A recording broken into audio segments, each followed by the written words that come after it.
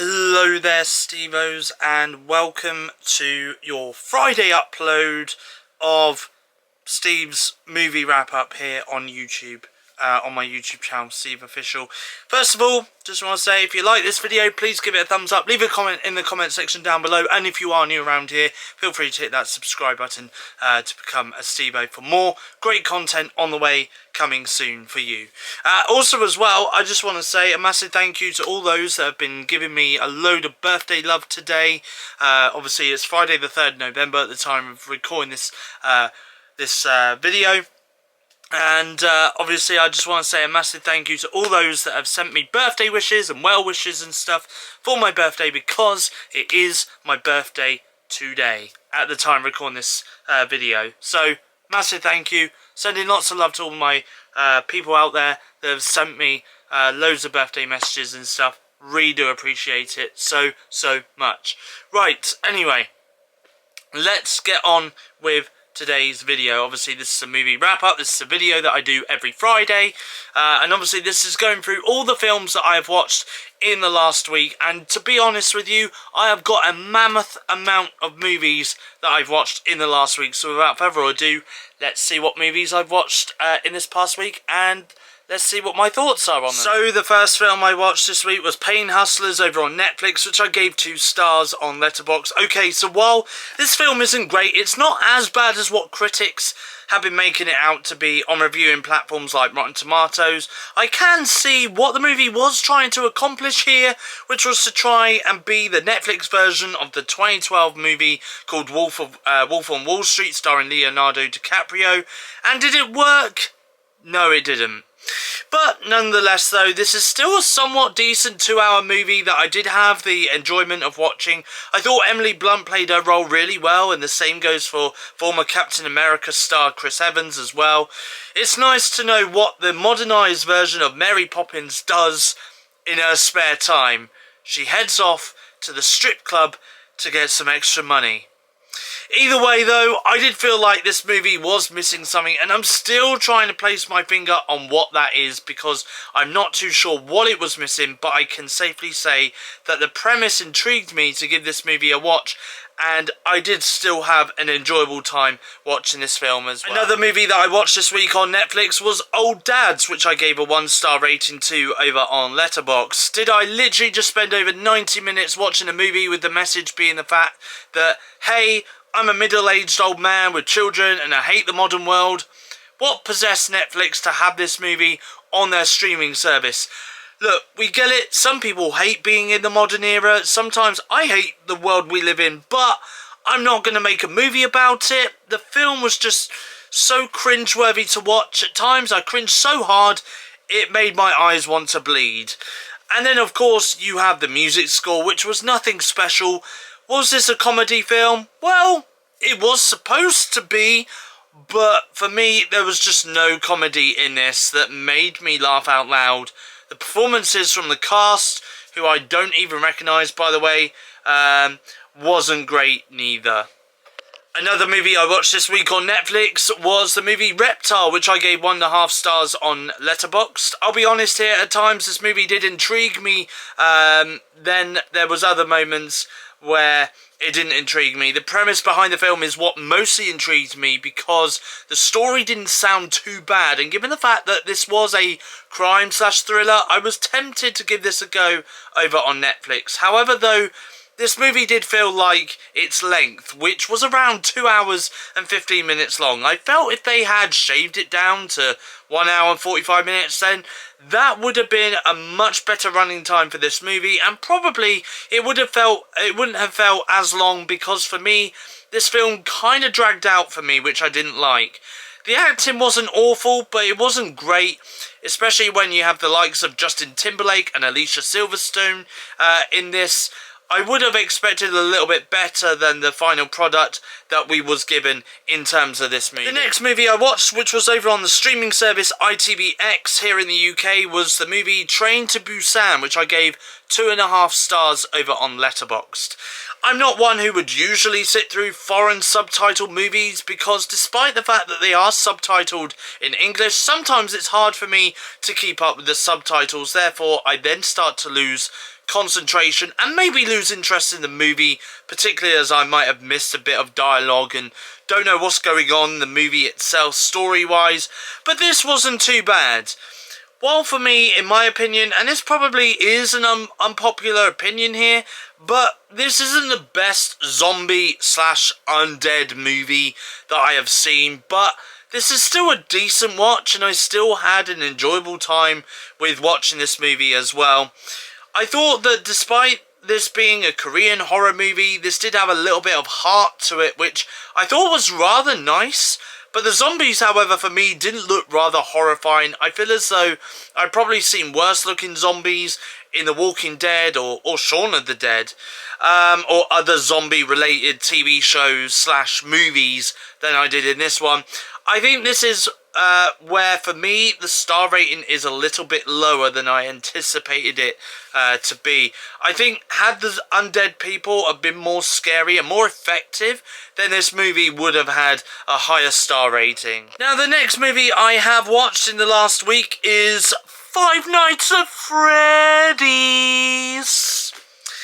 which I gave 2 stars over on Letterboxd. Wow. So despite the fact that I have never ever played the video games before, and I'm not a fan of Five Nights at Freddy's, I am aware of what the game is about. I have enough knowledge going into this movie to understand what the movie was going to be like, and in the months leading up to this movie, I've heard from other people who have played the games in the past that this game is really gory, so I was actually hoping this was going to be a decent horror movie. While this wasn't a horror movie that I would say was going to be my highly most anticipated horror movie, but like many other horror fans out there, of course, I was willing to check this out. But in all honesty, where the hell was the horror? Despite not playing the games and just watching the movie, I honestly thought this movie was rather ridiculous. Now, I'll give this movie credit where credit is due. Yes, I thought Josh Hutcherson was great in his role, and yes, Matthew Lillard I thought was also great in his role as well, but this really didn't feel like a Five Nights at Freddy's movie. They tried too hard with the jump scares, and did I jump out of my skin with this movie? No, I didn't. If anything, the jump scares kind of felt forced in there. It also, for me, felt like it was repetitive at times, especially with Mike, the security guard played by Hutcherson. Having those dream sequences with the kids, it just felt so repetitive. And also the animatronics, let's talk about that for a second. I felt like we needed to see more of them in the film. I get that this was a PG-13 rated movie in America, and I get that this movie was more targeted for teens to watch, hence why there wasn't really any gore in this, but I do really wish that this was actually an R-rated horror movie, because then we would have had a lot more horror and gore, and I would probably have loved this a lot more than I have done so in this review, and probably had so much more positive stuff to say. I know some people have told me this is a dumb fun movie, and I can see what they mean by it, but for me as a horror movie goer, this just didn't seem to stick with me, I'm afraid, and I'm quite disappointed because before I watched this movie, I thought I was going to give this movie a 3 or 4 star rating on Letterboxd. If they do a sequel, will I give it a watch? Of course I will. But I do think that Blumhouse will need to add more horror elements and maybe touch on the gore a bit more to win me over this franchise. But what I will say to wrap up this review is that I appreciate the movie is doing well at the box office, particularly in the US as well. So no doubt, I should imagine within the next few weeks or so, there probably will be a sequel follow-up being announced by Jason Blum and Blumhouse Productions, who made Five Nights at Freddy's. Now, the next movie I have watched is The Faculty, which I watched over on the UK streaming service Now TV, which I gave 3.5-star rating over on Letterboxd. Now, this is a quote from the movie. "We think aliens are taking over our school." This movie is so wild, and I absolutely love this movie so much. Honestly, somebody give me the cast from this movie and the cast from the Breakfast Club movie, because I would genuinely love to hang out with all of them. This was such a fun movie, which I really enjoyed so much, and I can't believe that I have never seen this movie before up until now. You can definitely tell that this movie was made in the late 90s, especially the soundtrack that we hear all throughout this film as well. Such a great movie with great performances from the cast involved as well, and even the girl was pretty awesome as well. Even the gore, was pretty awesome as well. Another movie that I have checked out in the last week over on Now TV in the UK was the movie Biosphere, which I gave 3.5 stars over on Letterboxd. A movie that I've been wanting to check out for a while, and a movie that I technically went in blind watching as well. I knew it was going to be about two men in the not too distant future trying to save humanity and allow it to evolve. I never knew that Mark Duplass was in this film, as well as Sterling K. Brown, and I never knew that putting these two actors together in a two-hander movie was honestly what I needed in 2023. This is such a great movie to watch, and at times it does have a lot of twists and turns in it. It's an indie sci-fi movie, but one that I think people will love. The two characters start off the movie by talking about Mario and Luigi from the Super Mario video games, and instantly I was hooked on this movie. It's a great movie to watch, and one that I would definitely recommend for those looking for a new sci-fi movie to watch. For those wanting to check this movie out in the UK, it's available to stream now via Now TV. Now, the next movie I watched was The Killing of a Sacred Deer, which I gave 3.5 stars over on Letterboxd. What on earth did I just watch?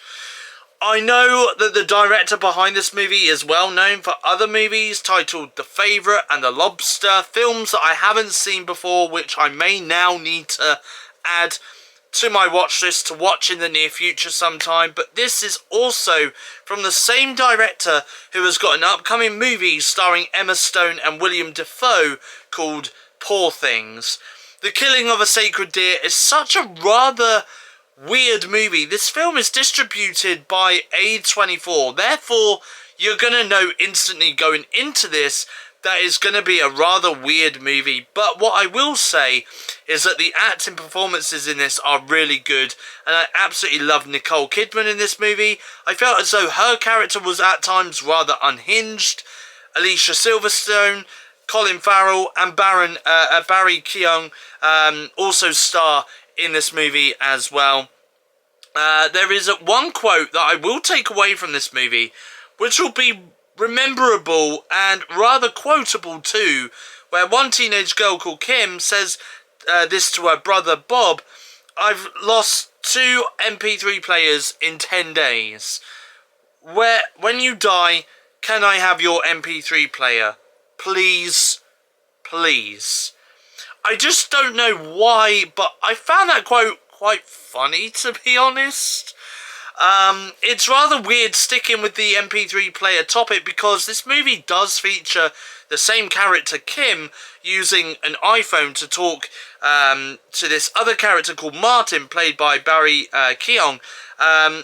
Yet later on in the film, she's asking her brother if she can have his MP3 player when he dies, because she's lost 2 of them in the last 10 days.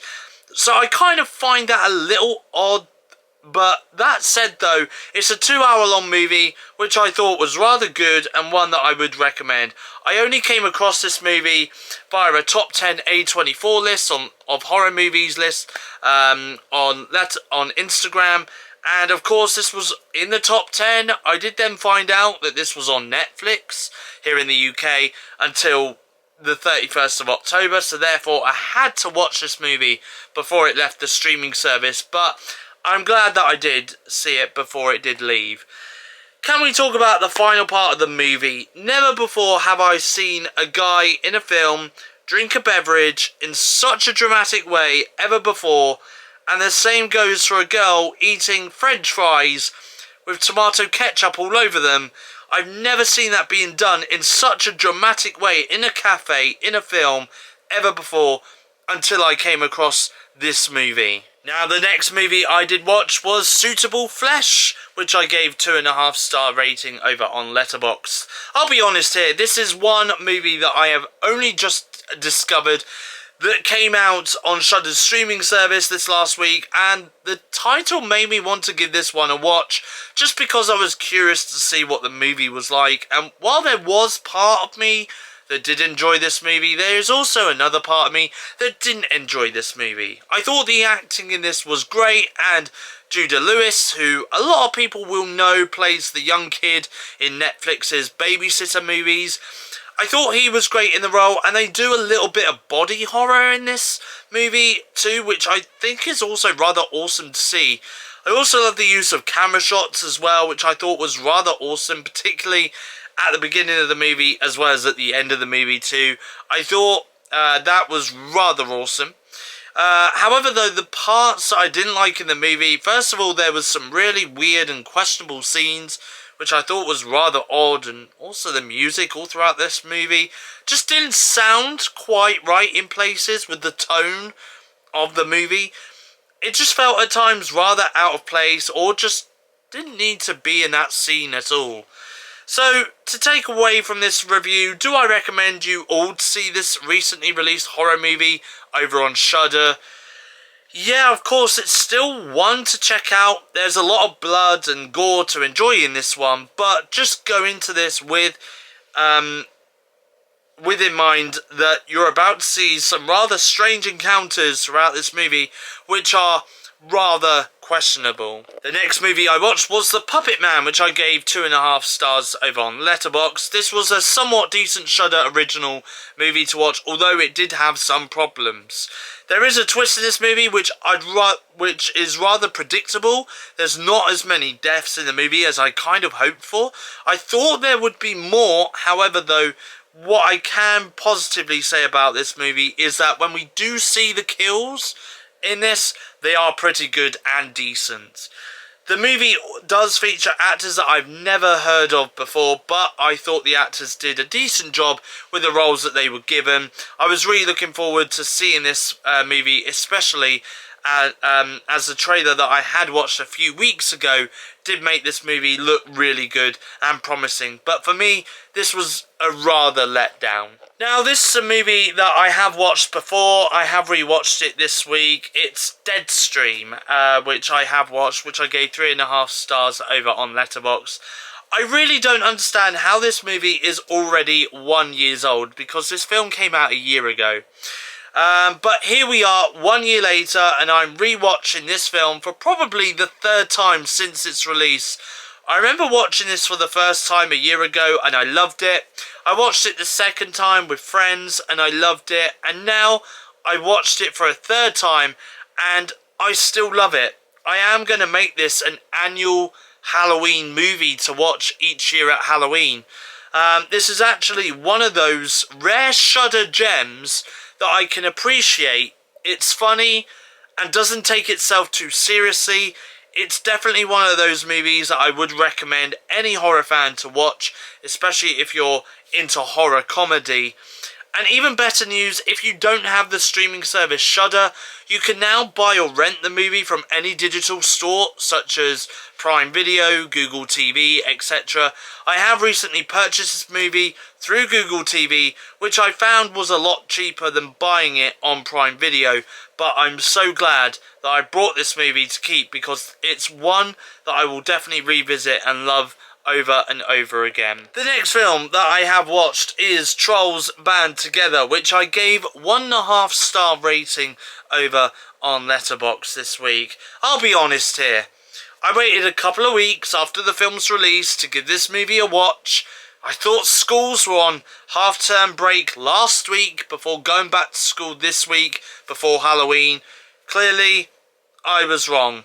I had a movie theatre screening full of kids, who luckily were very quiet during the film, so I'm thankful for that. However though, I had a mother with her children sat right next to me, which made my movie experience kind of awkward, but nonetheless though, I still watched this family-friendly movie. There's jokes in this film which adults like me and some other adults accompanying their children in the movie theatre will totally get, while the children are too young to understand until one day when they watch this film, when they are old enough to realise the slight adult humour. But this film wasn't as great as the first two. I first watched the Trolls franchise earlier this year, and I thought that this movie was going to be as good as the first two, but in all honesty though, the movie sucked. While it was great to have NSYNC reunite for this film, and even perform a song together for this movie as well, that part was great, but there was times though where I honestly felt like I was watching this movie whilst on speed. There was some dialogue which the voice actors were speaking which seemed rather rushed at times, and was kind of hard for me to understand what on earth the characters were saying. I will say, however, there is a particular sequence in this film that I enjoyed, where it goes into 2D animation mode. I thought that was pretty awesome. The plot was so predictable, the twist halfway through the movie was so damn predictable. And I know I said that the plot was predictable, but it was also so generic that it's probably been done 1,000 times in other kids' movies. And I'm not just talking about the recent ones, I'm talking about the ones that I have grown up to love. While this is a great time for kids to watch for an hour and a half, this is a film that I probably won't be going back and revisiting anytime soon. Now, the next couple of movies that I have watched in the last week are actually movies that I watched on Halloween with my friends Damon and Kim. Now, I'm going to be honest, we did watch 4 movies. My movie choice that I had was for the movie Sissy. Now, I am going to be reviewing Sissy in a later YouTube movie wrap-up video, okay, which will be coming soon, I'm sure. But, so yeah, but it's safe to say, though, that there was points where I think Kim was a little bit intrigued to know what happened in the film itself, but Damon and Kim didn't really enjoy that movie. I, on the other hand, did enjoy the film, but I'm going to more dive into that review in a later movie wrap-up video. But for the time being, though, let's talk about the other movies that me, Damon and Kim watched on Halloween, starting with one that Kim chose for us 3 to watch, which was Bride of Chucky, which I gave 3 stars over on Letterboxd. Now, this is a movie that my friend Kim chose as part of our Halloween watch-a-thon that we decided to do, and I must say, despite seeing this film before, I still enjoyed watching this film a lot with both my friends, Damon and Kim. It's got a lot of classic one-liners from Chucky, voiced by Brad Dourif, and this is where Jennifer Tilly is first introduced in the franchise as well. The deaths were rather creative and in some places gory, and with light humour in this film, it's one that horror fans will enjoy time and time again. The next film that I watched with Damon and Kim for Halloween as part of our Halloween watch-a-thon was Halloween 2007, which is directed by Rob Zombie. Now, I have seen this movie before, and I didn't really enjoy Rob Zombie's version of Halloween.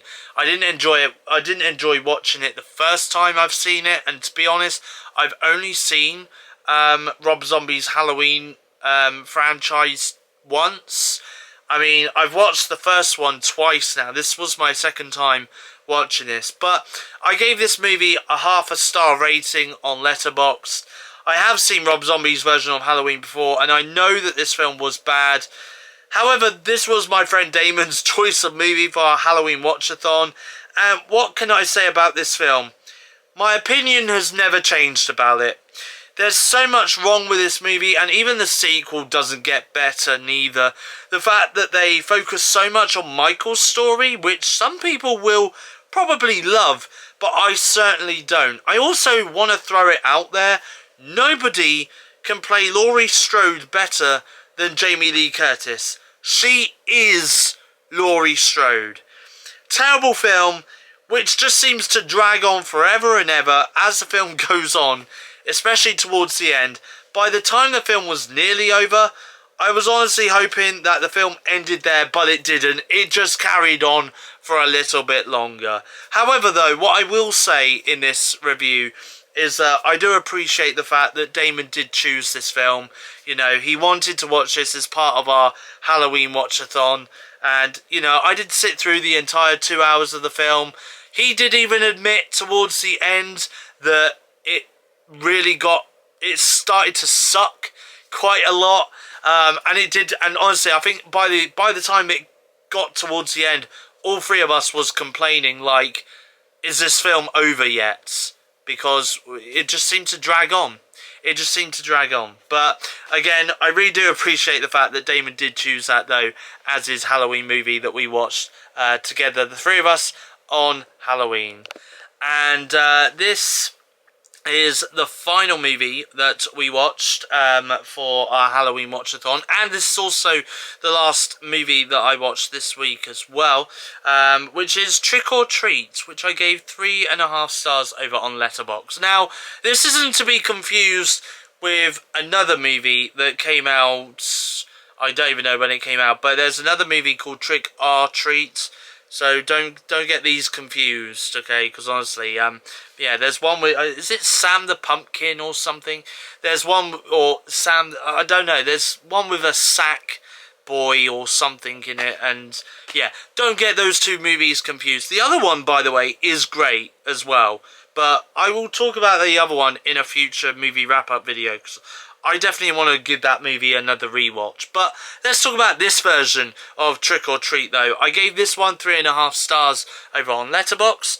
I've seen this film twice, both with the company of my friends Damon and Kim, and both times I've enjoyed this film. This film was chosen by Kim as part of our Halloween watch-a-thon, and honestly, my opinion of this film hasn't changed since the last time I watched it. It's such a fun and fantastic classic 80s movie that people will love so much. Even Ozzy Osbourne makes a special appearance in this film as well. While there isn't a lot of gore in this movie, but it's safe to say though that horror fans will still have an enjoyable time watching this. What makes me sad is actually halfway through watching this on Halloween, I wanted to see if this film was available to buy on digital platforms like Amazon or Google, and sadly it isn't. So if you're looking to watch this, then you'll have to physically buy the movie on DVD. It's a shame it's not on digital, because if it was, then I would have totally bought this film, because it's such an enjoyable and fun movie to watch. And there we go. That is all the movies that I have watched this week on various different streaming services, streaming platforms and stuff. So hope you guys enjoyed this video. Feel free to let me know in the comment section down below what you guys have been watching this past week, and what movies you've been enjoying recently. I always love to hear from you guys. And like I said at the beginning of the video, if you have enjoyed this video, please give it a thumbs up, leave a comment in the comment section down below, and if you are new around here, then feel free to hit that subscribe button. And once again, I just want to say a massive thank you to everyone out there who has wished me a happy birthday today, Friday the 3rd of November 2023. Honestly, really do appreciate it. Here we go, 27 years old. Beginning a new age. So anyway, your next YouTube video will be out on Monday the 6th of November. It will be a weekly vlog. Just very quickly, a quick reminder that my vlog next week is kind of split into 3 parts. So the first part will be out on Monday the 6th, second part Wednesday the 8th, and then the third and final part will be out on Friday the 10th of November.